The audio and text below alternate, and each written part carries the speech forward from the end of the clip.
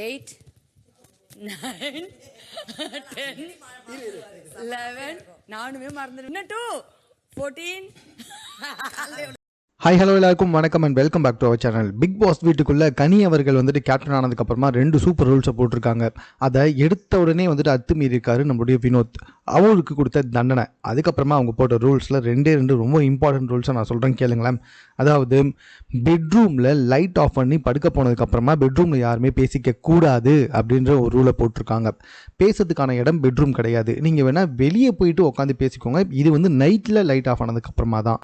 ஏன்னா அது மற்றவங்களுக்கு டிஸ்டர்ப்டாக இருக்கும் அப்படின்னு சொல்லிட்டு. 2வது என்னென்னா, இனிமேல் யாராச்சும் தூங்கும்போதுனாலோ அப்படி இல்லைனா வந்துட்டு மைக்கை மாட்டலனாலோ அவங்களுக்கு தண்டனை கொடுக்கப்படும். அது என்ன தண்டனை அப்படின்னு சொல்லி பார்த்தீங்கன்னா, 15 முறை தோப்பு கால் போடணும். அது அவங்கவுங்க செய்கிற விஷயத்துக்கு ஏற்ற மாதிரி அதிகமாகிக்கிட்டே போகும். அதனால தான் இன்றைக்கி நைட் என்ன ஆச்சுன்னா, நம்மளுடைய வினோத் அவர்கள் வந்துட்டு மைக்கை மாட்டலாம். இதை கரெக்டாக பிக் பாஸ் வந்துட்டு அனௌன்ஸ்மெண்ட் பண்ணுறாரு. ஸோ வினோத் உங்களோட மைக்கை மாட்டுங்க அப்படின்னு சொல்லிட்டு உடனே வந்துட்டு கனி என்ன பண்ணுறாங்கன்னா, கூப்பிட்டு நீங்கள் ரூல்ஸை மீறிட்டீங்க, ஸோ நீங்கள் அத்துமீறினதுக்காக டெஃபினட்டாக வந்துட்டு நீங்கள் 15 வாட்டி தோப்பு காரணம் போடுங்க அப்படின்னு சொல்லி தோப்பு காரணம் போடுறாரு. வினோத்தால் போடவே முடியல. ஸோ தோப்பு காரணம் போட்டு போகிறாரு. இது ஒரு நல்ல ஒரு இம்ப்ளிமெண்ட்டாக தான் எனக்கு தோணுது. ஸோ வீட்டில் நிறைய பேர் ரூல்ஸை மீறிக்கிட்டு இருக்காங்க. டிசிப்ளினே இல்லாத ஒரு வீடு அப்படின்னு சொல்லிட்டு பிக் பாஸ் சொல்லியிருக்காரு.